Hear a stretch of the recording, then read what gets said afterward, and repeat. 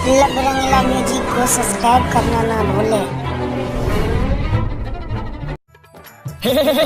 बाप रे बाप, हे देखी छोरी के नाचे खातिर उन्हें आके लाचे डीजे वाला साथ भाग जेते। हे पकड़ इज्जत नीलाम के दल के बाप माई के हो बाप। हे देखी केना कमर कर बैठले केना मत गई छै। हे लागे छै छोरी लाम संग भाग जेते रे दिल खुश संग भाग जेते रे। ककरो न बात होई छोरी यार मानई ना चल डीजे पति न हो तो फाने लहंगा उठा के छोरी झलक कोन झलक डीजे वाला से जाके मेलक छोरी झलक लहंगा उठा के छोरी झलक कोन झलक डीजे वाला से जाके मेलक छोरी झलक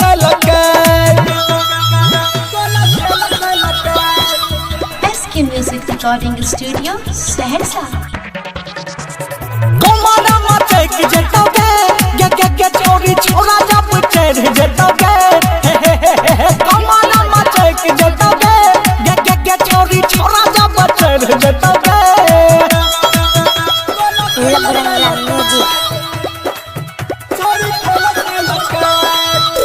पला सट के बोला वाला गाना जब चल गई छौरी बलतिया में मार फसल गई।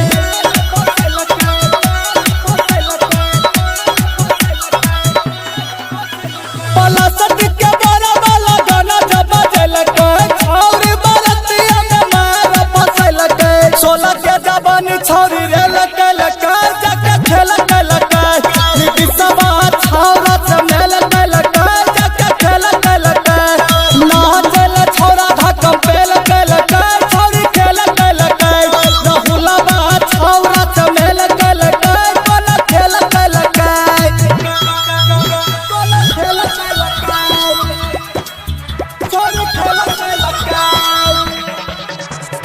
गर्मी सब झड़ जतोगे गे छोरी छोरा जब चढ़ जतोगे। गर्मी सब झड़ जतोगे गे छोरी छोरा जब चढ़ जतोगे।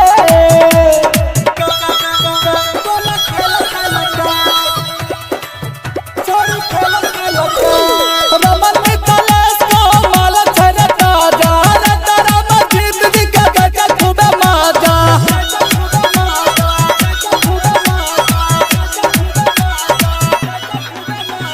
रमन दिल खुश को माल छरता जा रे तारा मस्जिद दी के गजा खूबे माजा।